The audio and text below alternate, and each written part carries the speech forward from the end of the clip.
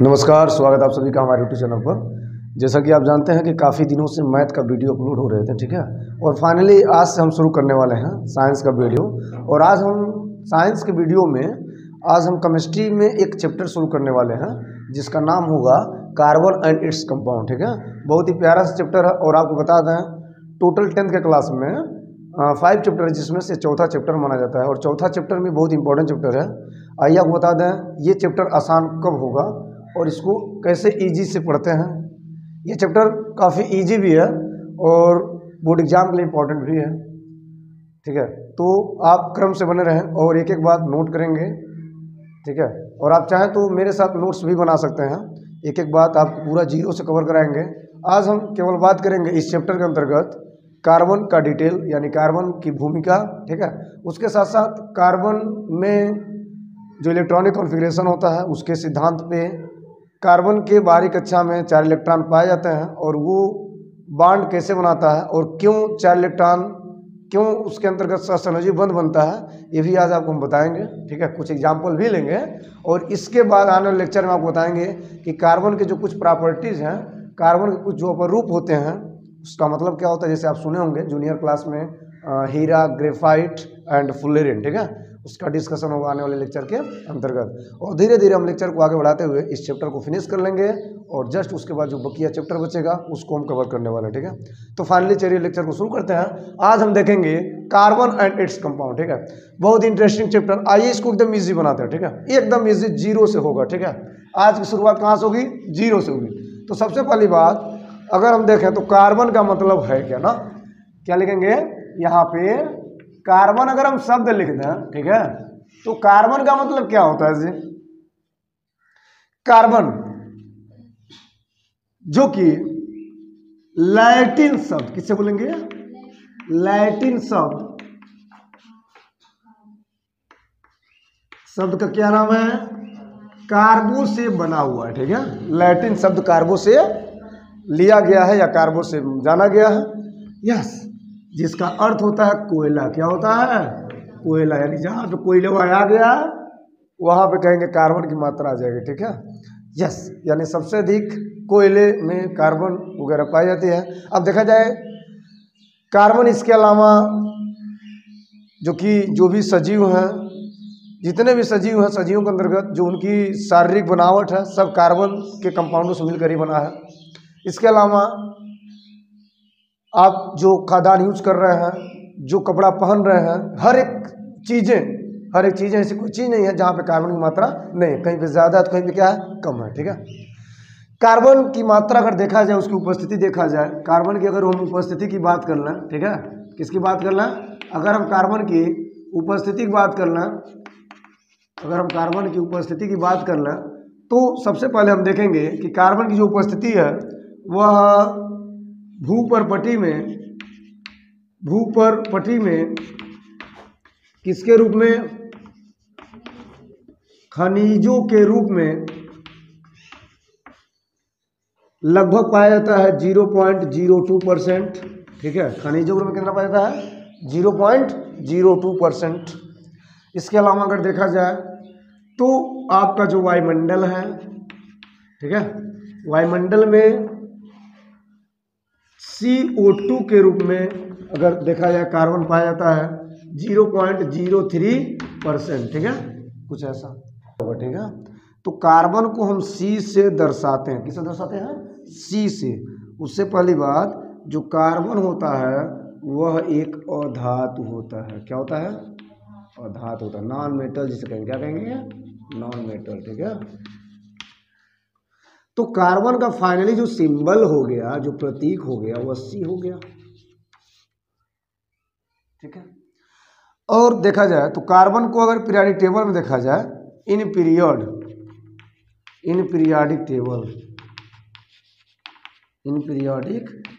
Table आवर्त सारणी में कार्बन का मतलब क्या है? तो आवर्त सारणी में जो कार्बन होता है, अगर आवर्त सारणी बनाएंगे तो ऐसे बनेगा ना, देख लीजिएगा,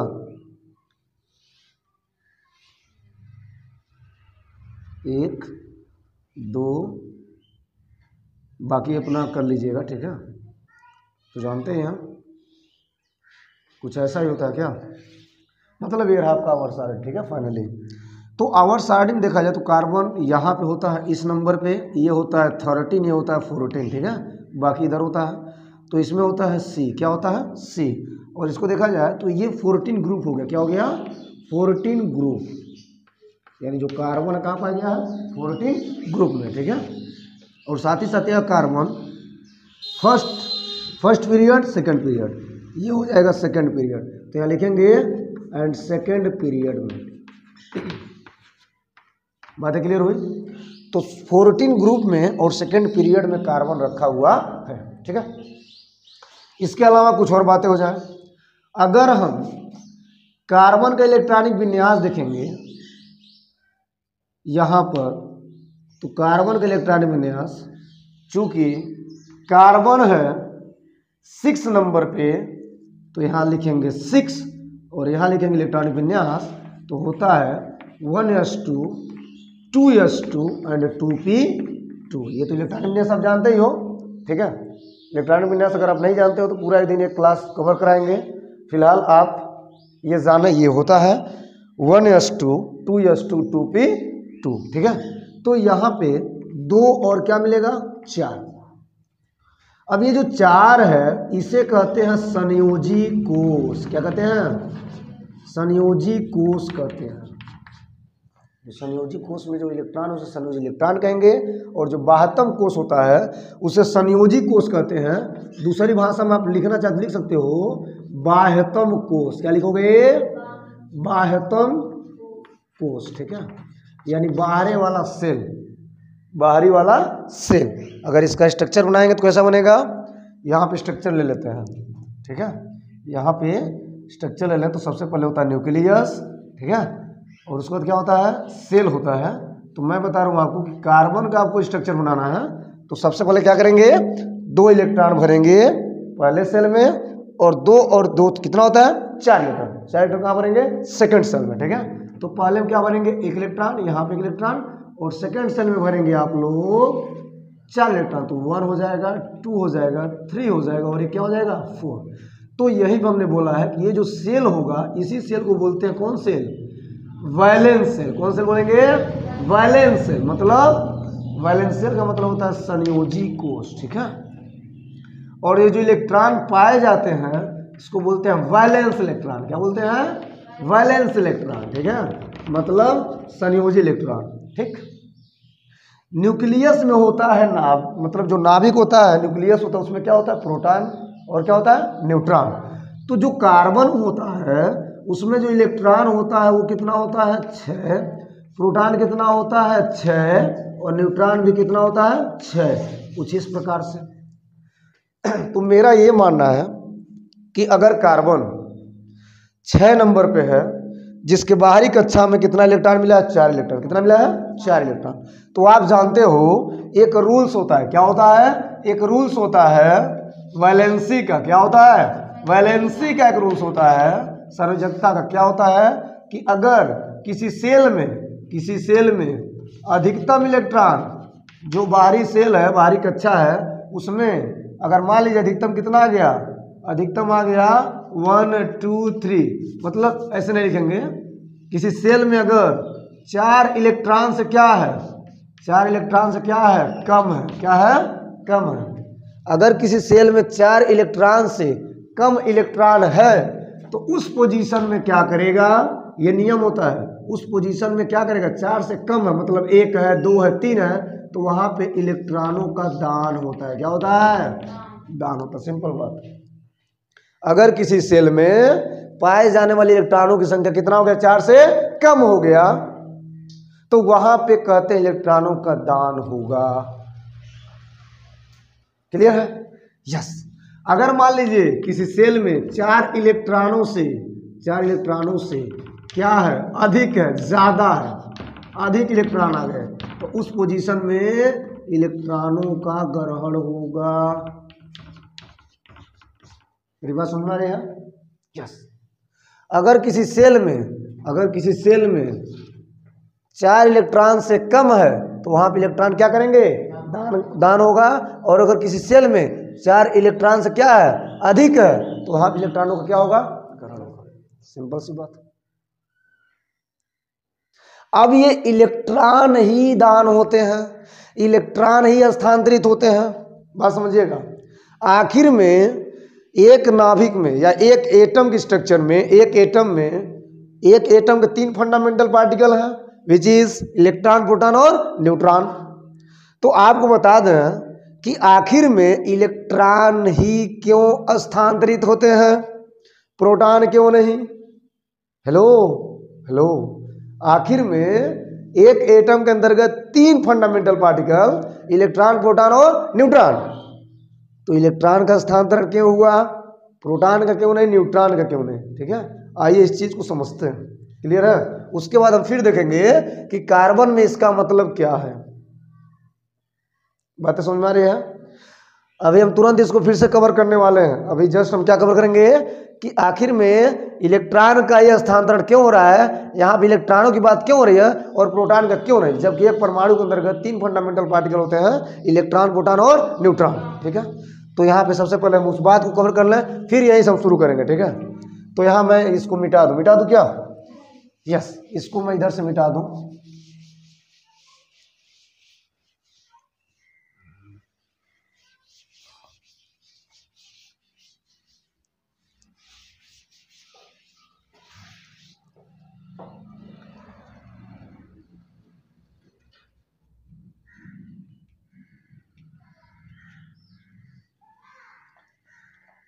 यहाँ एक क्या हो जाएगा, इलेक्ट्रॉन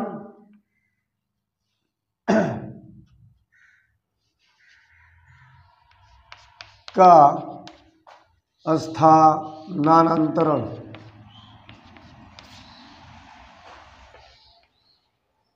क्यों ना, यही ना, इलेक्ट्रॉन का स्थानांतरण क्यों, प्रोटॉन का क्यों नहीं? ठीक है, या आप ऐसे भी बोल सकते हो कि जब आवेशन होता है या आवेश की संकल्पना दी जाती है तो वह इलेक्ट्रॉन के आधार पर क्यों दी जाती है। इसको एक तरह से भी क्वेश्चन बोल सकते हैं।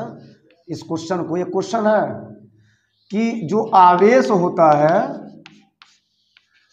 आवेश में पढ़े होगे ना, आवेश की संकल्पना इलेक्ट्रॉन के आधार पर दी जाती है। ठीक है, प्रोटॉन के आधार पर क्यों नहीं,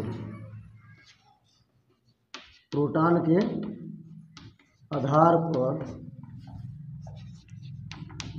क्यों नहीं? ठीक है, इलेक्ट्रॉन का स्थानांतरण क्यों, प्रोटॉन का क्यों नहीं? या ऐसे बोलेंगे, आवेश की संकल्पना इलेक्ट्रॉन के आधार पर दी जाती है, प्रोटॉन के आधार पर क्यों नहीं? हमें कार्बन कवर करना है, बट उससे पहले आप जान जाओ कि आखिर में इलेक्ट्रॉनों का ही दान क्यों होता है, इलेक्ट्रॉन ही स्थानांतरित क्यों होते हैं। ठीक है, तो यहाँ सबसे पहली बात हम आपको बताते हैं कि आप इलेक्ट्रॉनिक विन्यास आता है। मैं आपको एक बात बता दूं, इसका आंसर 2 होगा, 2 रीजन देंगे। ठीक है, कितना रीजन? 2 रीजन देंगे। बट उससे पहले अगर हम एक एग्जाम्पल ले लेते हैं, एग्जाम्पल क्या लेंगे, जैसे मान लीजिए आप देखे होंगे सोडियम को लेकर, किसको देखे होंगे, सोडियम। इलेक्ट्रॉनिक विन्यास क्या होगा यहाँ पे, इसका होता है 281। क्या होता है? 281 होता है। यस, अगर हम इसका स्ट्रक्चर देखें तो कुछ ऐसा बनेगा, यहाँ पे कुछ ऐसा, ये और यहाँ पे ये 2 इलेक्ट्रॉन और एक और सेल बना लें, यहाँ पे 1 2 3 4 5 6 7 8। ठीक है, और एक और सेल बना लें, इसमें एक इलेक्ट्रॉन। ठीक है, कुछ ऐसा। तो यहाँ पे हम ये कहेंगे कि यहाँ पे ये जो बाहरी सेल में जो बैलेंस सेल अभी बोले हैं, क्या बोले हैं, बैलेंस सेल। तो जो बैलेंस सेल में जो इलेक्ट्रॉन है, जो बैलेंस इलेक्ट्रॉन है, इनको क्या हो जाएगा, सनोजिक कोष से हो जाएंगे बाहर। कहाँ हो जाएंगे? यानी एक इलेक्ट्रॉन बाहर हो जाएगा, यानी एक इलेक्ट्रॉन का क्या हो जाएगा, लॉस हो जाएगा। क्या हो जाएगा? लॉस हो जाएगा। तो इस प्रकार से जो बच रहा है, यानी यहाँ पे कितना था, यहाँ सोडियम कितना था, यहाँ पे जो सोडियम था, जो N था, इसमें यहाँ पे 11 था। कितना था? 11। कितना था? 11। और जब यह प्रोटॉन इलेक्ट्रॉन को गेन किया, इलेक्ट्रॉन को दिया, तो यहाँ बन गया Na प्लस और यहाँ पे एक इलेक्ट्रॉन बना, नहीं बना? और यहाँ पे बन गया, यहाँ पे इलेक्ट्रॉन चूंकि कितना है भैया 11, प्रोटॉन कितना है, प्रोटॉन में कितना 11 है, ठीक है। यहाँ पे इलेक्ट्रॉन कितना मिला 10, प्रोटॉन कितना मिला, प्रोटॉन कितना मिला 11। ध्यान देंगे इलेक्ट्रॉनों का स्थानांतरण हो रहा है ना, मैं इसको समझा रहा हूँ कैसे हो रहा है। सोडियम Na+ बनाता है, क्यों बनाता है? क्योंकि इसके वैलेंस शेल में एक इलेक्ट्रॉन है, एक इलेक्ट्रॉन का मतलब क्या है, 4 से कम इलेक्ट्रॉन, क्या है 4 से कम है। तो जब 4 से कम हो तो क्या करता है, दान करता है, क्या करता है, दान करता है, मतलब क्या करेगा, लॉस करेगा। जब जब 4 से कम हो, क्या हो, जब जब 4 से क्या हो, कम हो, तो उस पोजीशन में क्या करता है, दान करता है। तो यहाँ पे एक इलेक्ट्रॉन दान किया और आसानी से एक इलेक्ट्रॉन जब दान करेगा तो ये 10 बनेगा, और 10 आप जानते हो यह नियान से अटैच होता है, जो कि होता है स्टेबल, क्या होता है, स्टेबल मतलब अस्थाई। अभी तो बताने को सकता है नहीं कि इलेक्ट्रॉनिक विन्यास क्यों होता है, तो इलेक्ट्रॉनिक विन्यास इसलिए होता है क्योंकि हर एलिमेंट चाहता है, हर एक तत्व का परमाणु चाहता है कि हम अस्थाई बन जाएं। अस्थाई बनने के लिए वह अपने वैलेंस शेल से इलेक्ट्रॉन को खोता है या तो वैलेंस शेल में इलेक्ट्रॉन को भरता है, यानी ऑक्टल रूल फॉलो होगा, यानी अष्टक का नियम लागू होगा, ठीक बात। तो अष्टक नियम कंप्लीट होने के लिए, अष्टक नियम लागू होने के लिए, अस्थाई बनाने के लिए वह क्या करता है, इलेक्ट्रॉनों का या तो दान करता है, इलेक्ट्रॉनों का या तो ग्रहण करता है। लेकिन क्वेश्चन यह है कि क्यों करता है, आखिर में अगर होता है तो इलेक्ट्रॉनों का दान क्यों होता है, इलेक्ट्रॉन ही स्थानांतरित क्यों, प्रोटॉन क्यों नहीं। हेलो, अब यहीं पे देखा जाए कि अगर ये दान हो रहा है तो ग्रहण भी हो सकता है। जैसे हम Cl की बात करेंगे, क्लोरीन, तो क्लोरीन क्या करता है, क्लोरीन जिसका 17 नंबर का होता है और इसका इलेक्ट्रॉन विन्यास होता है 2, 8 और क्या होता है 7। यहाँ पे इसका स्ट्रक्चर बनेगा, ये नाभिक, ये रहा 2 इलेक्ट्रॉन, ये रहा 1 2 3 4 5 6 7 और 8। बाहरी कक्षा में कितना इलेक्ट्रॉन रहेगा 7, तो 1 2 3 4 5 6 और 7, ठीक है। कितना इलेक्ट्रॉन चाहिए भैया, 2 8 8, मतलब एक इलेक्ट्रॉन और चाहिए। अब ये जो लास्ट सेल में जो वैलेंस शेल में इलेक्ट्रॉन है वो क्या है, 4 से अधिक है, क्या है 4 से अधिक है। तो जब 4 से अधिक होगा तो क्या करेगा, इलेक्ट्रॉनों को ग्रहण करेगा, क्या करेगा, ग्रहण करेगा। मतलब ये हुआ कि आसानी से इलेक्ट्रॉन लेगा, 7 है 8 चाहिए तो एक आसानी से इलेक्ट्रॉन क्या करेगा, लेगा। और जब एक इलेक्ट्रॉन लेगा यानी यहाँ लिखेंगे ग्रहण, क्या लिखेंगे, ग्रहण, या बोलेंगे इंग्लिश में गेन बोलते हैं। एक इलेक्ट्रॉन कहीं और से ले लेगा, किसी और से मांग लेगा, किसी और से भीख मांग लेगा, अपना पेट भरेगा, अपना अष्टक का नियम फॉलो करेगा, ठीक है। तो इस प्रकार से इसने ग्रहण कर दिया, इस प्रकार से इसने क्या कर दिया, लॉस कर दिया। ये यहाँ पे इन सब की रसलीला है। यस, 4 से अधिक होगा तो आसानी से क्या करेगा, ग्रहण करेगा, और 4 से कम है तो आसानी से क्या करेगा, दान कर देगा। क्लियर है, यस। तो अगर इसको देखा जाए तो यहाँ पर भी क्लोरीन में क्या हुआ था, Cl था, इसने क्या किया, एक इलेक्ट्रॉन यानी Cl जो बनता है कुछ ऐसा, एक इलेक्ट्रॉन क्या किया, ग्रहण किया, और यहाँ बन गया Cl पे क्या बना, माइनस, क्या बना, बना नहीं बना, बना। तो जो Cl पे माइनस बना है इसने क्या किया है, कहीं और से भीख मांगा है। तो जब कहीं और से मांगा तो पहले क्या था, 17 था, पहले क्या था 17 था, पहले इलेक्ट्रॉन कितने थे 17, जितने इलेक्ट्रॉन उतने प्रोटॉन, प्रोटॉन कितने थे 17। अब जरा देखो यहाँ पे इलेक्ट्रॉन कितना हो गए, 18 हो गए, यहाँ पे प्रोटॉन कितने हैं 17। अब जरा देखें यहां पे एक इलेक्ट्रॉन लूज कर दिया, लॉस कर दिया, खत्म कर दिया, यहां पे एक इलेक्ट्रॉन ग्रहण कर दिया। तो मेरा मतलब ये तो होता है, ये तो होता है, ये अष्टक का नियम है, मैं इसे नहीं रोक सकता, ये होगा। लेकिन क्यों होगा सर, मेरा क्वेश्चन ये है, जो मेरा टारगेट है वो है स्थानांतरण से। आखिर में स्थानांतरण क्यों होता है, वो भी इलेक्ट्रॉन का क्यों होता है, तो उसके पीछे 2 रीजन है। वहां पे 2 आंसर दे सकते हो, वह 2 आंसर कुछ इस प्रकार से होंगे, मैं यहां पे आपको बता रहा हूं 2 आंसर क्या होगा। पहला आंसर होगा, बनेगा, पहला आंसर ये बनेगा कि जो इलेक्ट्रॉन होते हैं वह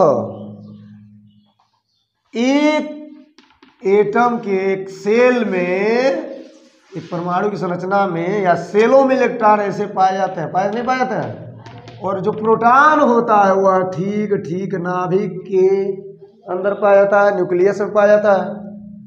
तो एक प्रोटॉन के आधार पे आखिर में प्रोटॉनों का स्थानांतरण क्यों नहीं हो रहा है, केवल इलेक्ट्रॉनों का स्थानांतरण क्यों हो रहा है? तो मैं बता दूं, जो प्रोटॉन होते हैं वे न्यूक्लियस में बंधे होते हैं प्रबल आकर्षण बलों द्वारा या प्रबल बंधों द्वारा या प्रबल बल द्वारा, प्रबल न्यूक्लियस अट्रैक्शन फोर्स द्वारा बंधे होते हैं। इतने ज़्यादा बंधे होते हैं कि प्रोटॉन वहाँ से बाहर निकल पाना उनके लिए संभव नहीं है। न प्रोटॉन निकलेगा न प्रोटॉन का स्थानांतरण होगा। तो पहला आंसर ये लिखेंगे कि प्रोटॉन इलेक्ट्रॉन की अपेक्षा न्यूक्लियस में बंधे होते हैं प्रबल आकर्षण बलों द्वारा। इलेक्ट्रॉन क्या होता है, न्यूक्लियस के बाहर होता है, किसी भी सेल में घूमता है। और यही रीजन है कि जब जब इलेक्ट्रॉन प्रोटॉन की बात आई है तो वहाँ पे इलेक्ट्रॉन फ्री हो गया है और प्रोटॉन बेचारा बंध गया है। तो क्या लिखेंगे, प्रोटॉन P प्लस नाभिक में, क्या लिखेंगे, नाभिक में प्रबल आकर्षण बलों द्वारा बंधा होता है।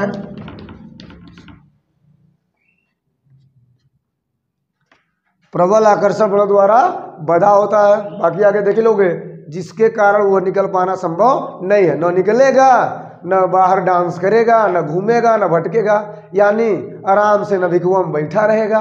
और जब नभिकुओं में बैठा रहेगा तो कोई मतलब नहीं इलेक्ट्रॉन उल्ट्रॉन से। इलेक्ट्रॉन आसानी से क्या करेगा, आएगा, लेगा, देगा, इलेक्ट्रॉन लेगा, देगा, मतलब इलेक्ट्रॉन खुद में क्या हो जाएगा, स्थानांतरित होगा। ठीक है। दूसरा रीजन क्या है, दूसरा ये होता है कि जो प्रोटॉन का मास है, जो मास है किसका, प्रोटॉन का, वह लगभग इलेक्ट्रॉन के मास के 16 या 1700 कुछ ऐसे 37, ये लगभग माना गया, 16 से 17 1800 के गुना माना गया है। यानी इतना ज्यादा प्रोटॉन का मास होता है इलेक्ट्रॉन के मास के अपेक्षा, इतना गुना मास होता है। ये लगभग की बात हो रही है, इससे अधिक हो सकता है, इससे 2-4 पॉइंट अधिक हो सकता है, ये लगभग की बात हो रही है। इतना ज्यादा अधिक होता है कि उठ पाना संभव नहीं है। कहते हैं ना कि वो मोटा है, तगड़ा है, जब तक उठेगा तब तक आप रेस लगा लोगे। तो रेस में जो फुर्तीले होते हैं खिलाड़ी, तो यही काम है इसका, भारी भरकम शरीर लिए हुए प्रोटॉन एकदम बंधा रहता है, नाभिक में पड़ा रहता है, जकड़ा रहता है, तब तक इलेक्ट्रॉन अपना काम कर लेता है, इलेक्ट्रॉन भटक लेता है, घूम लेता है। यानी प्रोटॉन का कहीं से भी कोई चारा मिलने वाला संभव नहीं। और यही रीजन है कि प्रोटॉन बेचारा 2 कारण से नाभिक में पड़ा रहता है। और इलेक्ट्रॉन क्या करता है, इलेक्ट्रॉन मूव करता है, इलेक्ट्रॉन फ्री हो जाता है और आसानी से अष्टक का नियम फॉलो करता है। यानी इलेक्ट्रॉन खुद को स्थानांतरित करता है, कहते हैं लॉस होता है, कहते हैं गेन होता है। क्लियर है, ये बात आपको समझ में आई? तो 2 रीजन देंगे। पहला रीजन क्या देंगे, अगर कोई आपसे पूछे या आपसे कोई नहीं पूछता तो आप खुद पूछो कि आखिर में रीजन क्या है, हम बार बार इलेक्ट्रॉनों को लॉस क्यों पढ़ते हैं, हम बार बार इलेक्ट्रॉनों का गेन क्यों पढ़ते हैं, हम ऐसा क्यों कहते हैं। आखिर में अगर एक परमाणु के भीतर 3 फंडामेंटल पार्टिकल पाए जाते हैं, इलेक्ट्रॉन, प्रोटॉन, न्यूट्रॉन, तो क्या रीजन है सर कि इलेक्ट्रॉनों का ही स्थानांतरण होता है, प्रोटॉन का क्यों नहीं? तो रीजन कहाँ से मिलेगा, यहाँ से। तो 2 रीजन कहेंगे, कितने रीजन है, 2 रीजन। पहला रीजन कि प्रोटॉन नाभिक में प्रबल बंधों द्वारा, प्रबल आकर्षण बलों द्वारा इतना ज्यादा बंध जाता है कि वह निकल पाना संभव नहीं है। अब नाभिक को तोड़ेंगे तो बहुत ज्यादा भूचाल आ जाएगा, कहते हैं ना कि नाभिक का विखंडन करते हैं, परमाणु विस्फोट होता है। यस।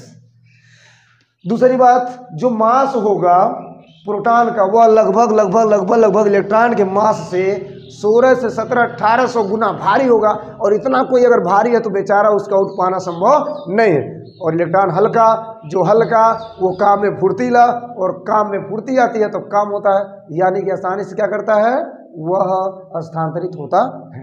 ठीक है, यहाँ तो बातें समझ में आई है। चलिए अब हम आगे बढ़ते हैं, अपने उसी स्टेप को लेते हैं, आखिर में कार्बन के साथ क्या क्या होने वाला है। यस, आगे बढ़े तो यहाँ तक इसको देख लें, मन करे तो स्क्रीनशॉट लेते रहें। आपका जो नोट्स होगा वह नोट्स ऑटोमेटिक बढ़िया से बनता जाएगा। ठीक है, 100% आपको एक एक चीज बताएंगे, एक एक बेसिक से बातें बताएंगे, घबराने की बिल्कुल आवश्यकता नहीं है। अब साइंस की शुरुआत हो चुकी है, अब तक साइंस की शुरुआत नहीं हुई थी, लेकिन अब से साइंस की शुरुआत हो चुकी है, मतलब आपको हर एक चीज अब मिलने वाला है। यस, तो चलिए इस रसायन की रसलीला को आगे बढ़ाते हुए हम कार्बन को फिर से पकड़ रहे हैं। यस, मिटा दे। यस,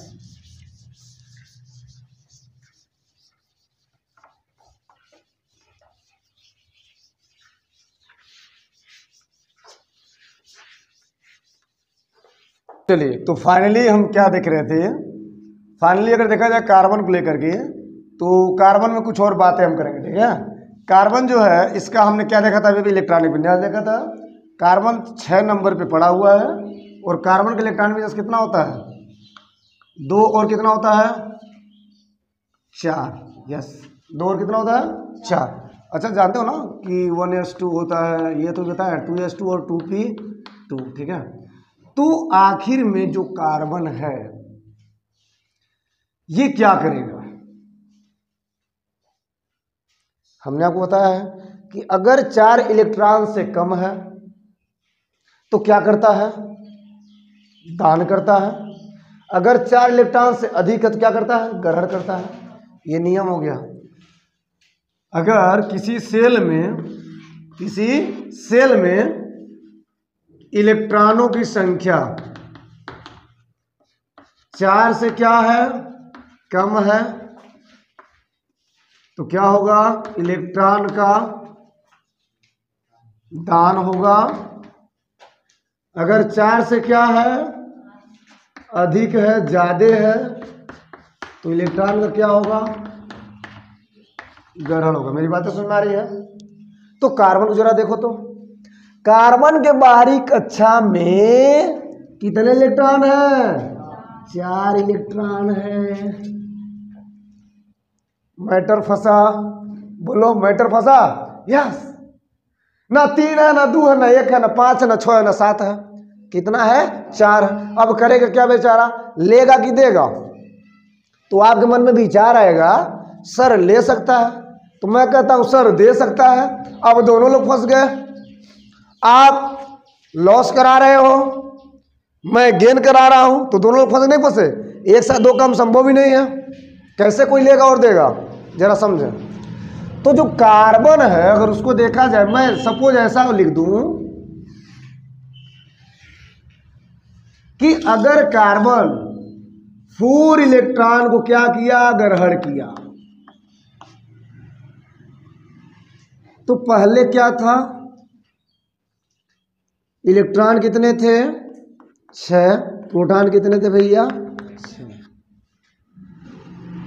ठीक है, तो जब 4 इलेक्ट्रॉन ग्रहण करेगा तो टोटल इलेक्ट्रॉन कितना हो जाएगा, 10 ठो। कितना हो जाएगा, क्योंकि 8 था ना टोटल, 4 था ना, ध्यान दो, इलेक्ट्रॉनों की संख्या टोटल कितना था, 2 और 4 6 था ना, तो 6 और 4 लेकर कितना हो जाएगा, 10 हो जाएगा।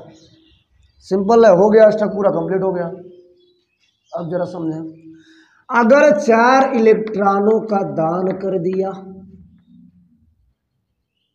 तो हो जाएगा, चूंकि इलेक्ट्रॉन तो आप जानते हो कितना है, उस पोजीशन में 6 है, प्रोटॉन कितना है, 6। लेकिन जब ये 4 इलेक्ट्रॉन दान करेगा, दान, तो 2 ही तो बचेगा। बोलिए, इलेक्ट्रॉन कितना बचेगा, 2 बचेगा।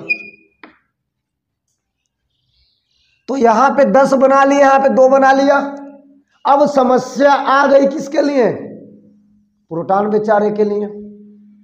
किसके लिए, प्रोटॉन के लिए। जरा बात तो समझिएगा, आपको लगता है कि अगर 4 इलेक्ट्रॉन ग्रहण करेगा तो क्या बनाएगा? कार्बन बना लेगा, रिडायल बना लेगा, 4 रिडायल बनाएगा ग्रहण करेगा। तो अगर मान लीजिए कार्बन 4 इलेक्ट्रॉन दान करेगा तो कार्बन क्या बनाएगा? 4+ बनाएगा। ए भैया, है ना कार्बन ग्रहण करेगा ना कार्बन दान करेगा, ना कार्बन ग्रहण करेगा ना कार्बन दान करेगा। तो करेगा क्या? आइए अब बताता कि क्यों नहीं करेगा। जो करेगा वो तो बताएंगे क्या करने वाला है। सब लोग कुछ ना कुछ करेंगे, कार्बन जी भी कुछ करेंगे, लेकिन क्या करेंगे? क्या रीजन है जरा समझे। जो कार्बन है, जो 6 प्रोटॉन नाभिक है, मतलब ये हुआ कि मान लो क्या है, यहाँ पे नाभिक हमने बना दिया 6p, 6 प्रोटॉन वाले नाभिक। कितने प्रोटॉन वाले? 6 प्रोटॉन वाले नाभिक बना दिया हमने। तो 6 प्रोटॉन वाले जो नाभिक है,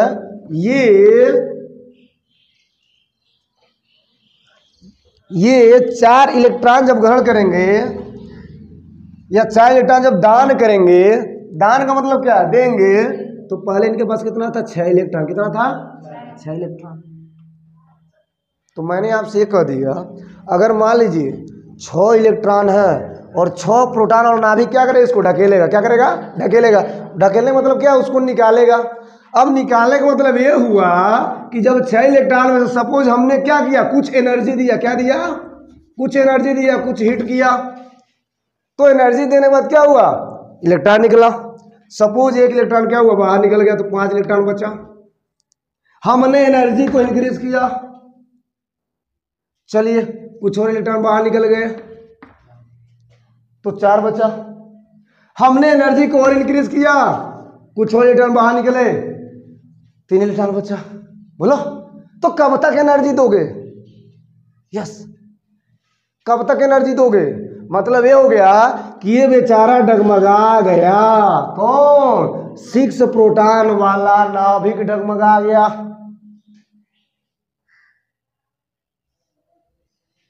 ये कहता है मुझसे नहीं होगा, मैं उसको नहीं संभाल पाऊंगा। अब मान लीजिए 6 था तो हमने 1 दिया, 5 बचा, 2 दिया, फिर से 4 बचा, फिर 1 दिया, 3 बचा।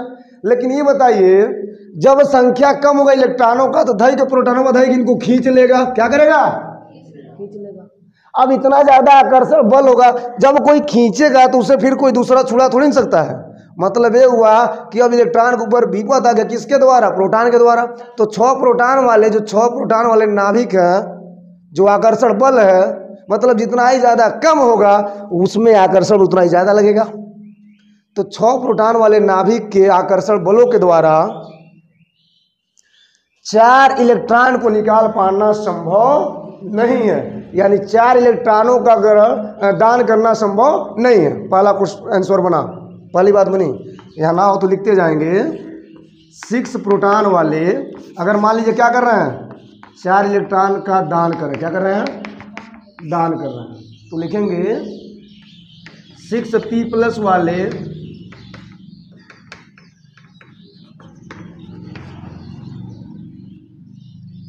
6p+ वाले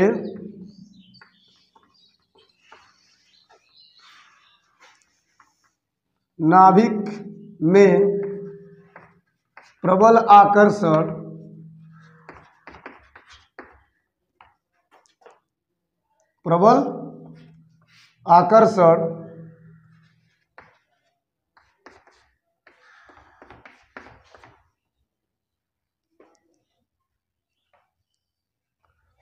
बलों द्वारा इलेक्ट्रॉन आकर्षित हो जाते हैं,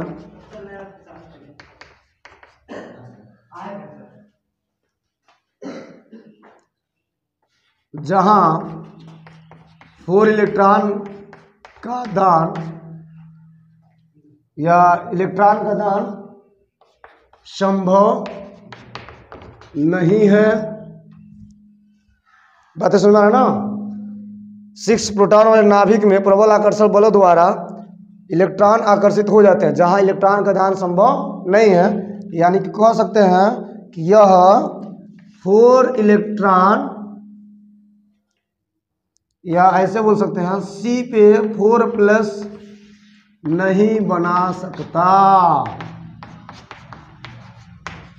मेरी बातें सुन आ रही है? 6 पे 4+ नहीं बना सकता, तो क्या कर सकता है? अगली बात ऐसे होगी, अगली बात क्या होगी? 4 इलेक्ट्रॉन का दान करने पे ये पोजीशन आ गई। अगर मान लीजिए हम क्या करते हैं, 4 इलेक्ट्रॉनों का ग्रहण करते हैं, क्या करते हैं?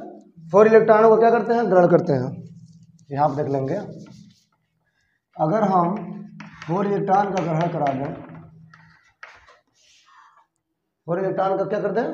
ग्रहण करा दें, तो क्या होगा? ये है 6p+ और यहाँ पे क्या है? सपोज ये 10 इलेक्ट्रॉन, क्या है? नहीं, हाँ चलिए 10 इलेक्ट्रॉन। कितने इलेक्ट्रॉन है?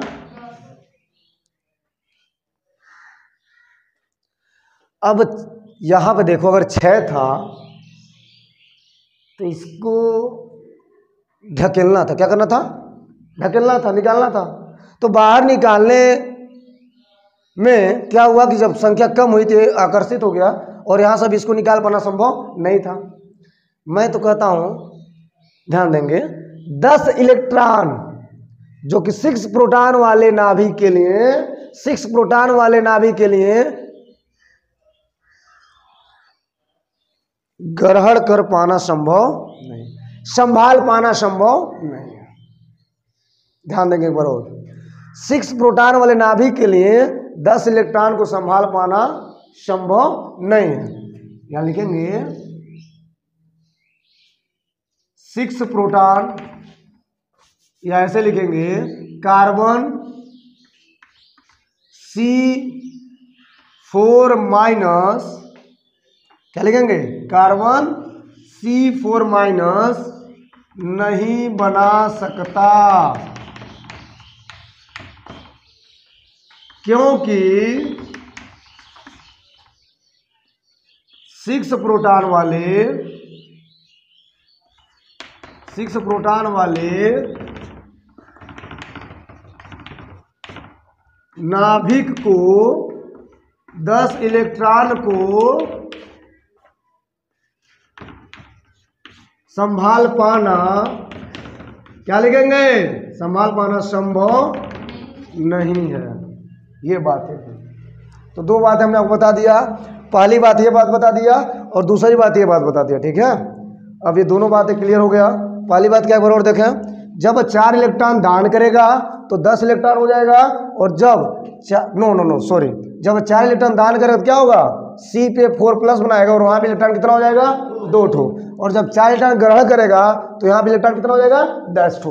अब बात यह है कि सपोज ये 4 इलेक्ट्रॉन का क्या करता है? दान करता है। तो जब 4 इलेक्ट्रॉन दान करेगा, मतलब जब इलेक्ट्रॉनों को हटाएगा तो एक प्रोटॉन जिसका क्या है? 6, तो 6 प्रोटॉन वाले नाभिक के लिए, 6 प्रोटॉन वाले नाभिक के लिए इलेक्ट्रॉनों को दान करना यानी इलेक्ट्रॉनों को हटाना संभव नहीं है। ये पहली बात। दूसरी बात क्या है कि जब 4 इलेक्ट्रॉन ग्रहण करेगा तो उस पोजीशन में जब ग्रहण करेगा, तो जब ग्रहण करता है तो क्या होता है? वहां से 10 इलेक्ट्रॉन, और यहाँ पे 6 प्रोटॉन वाला नाभिक है, तो 6 प्रोटॉन वाला नाभिक 10 इलेक्ट्रॉन को संभाल नहीं पाता है, डगमगा जाता है। जैसे लगता है उसको कितना भारी भरकम शरीर मिल गया हो। बातें सुन रहे ना? बहुत भारी भरकम आपके ऊपर लोड कर दिया जाए तो आप उसको संभाल नहीं पाओगे। यस। तो सर आखिर में ना ही कार्बन 4 इलेक्ट्रॉन ग्रहण करेगा, ना ही कार्बन 4 इलेक्ट्रॉन दान करेगा, तो आखिर में करेगा क्या? तो कार्बन के अंतर्गत एक बातें आती है, एक रहस्य वाली बातें आती है। कार्बन क्या करता है? कार्बन एक बंधन बनाता है। क्या बनाता है? बंधन। साथ निभाना साथिया, तू मेरा खा मैं तेरा खाऊं, क्या गम है, क्या इस दुनिया वाले से मतलब है, किसी से मतलब नहीं। तो इस प्रकार कहेंगे कार्बन एक बंधन बनाता है जिसका नाम है सहसंयोजी बंधन। क्या बोलेंगे? सहसंयोजी बंधन। ठीक है। और बड़ी शानदार डब हो रहा है। चलिए, तो मुझे लगता है इतना ही काफ़ी है, क्योंकि आज भूमिका में कुछ ज़्यादा ही हो गया और पूरा हमने कार्बन की भूमिका बता दी। आने वाले अगले लेक्चर में हम बात करेंगे। इस लेक्चर को आगे बढ़ाते हुए एक एक बातें होंगी आपसे। आपको बता दें, इस चैप्टर में हर एक बात बताएंगे, जो चैप्टर की शुरुआत और जो चैप्टर का अंत है, शुरू से लेकर के लास्ट तक। कहते हैं एक केमिस्ट्री, एक रसायन की रसलीला, जीरो से हीरो बनाने की क्षमता हम रखते हैं। यस, मेरे साथ बने रहें और वीडियो को सीरियल से देखते रहें। चैनल पे अगर आप नए आ गए हो तो सबसे पहले चैनल को सब्सक्राइब कर लें। बेल आइकन बगल में जो डमरुआ घंटी है उसको आप दबा लें ताकि आपको डेली नोटिफिकेशन मिलता रहे। ठीक है, तो चलिए इंतजार कीजिए अगले वीडियो लेक्चर का। मिलते हैं अगले वीडियो लेक्चर में इसी एनर्जी के साथ, इसी जोश के साथ, इसी अंदाज में। यस, तब तक के लिए धन्यवाद।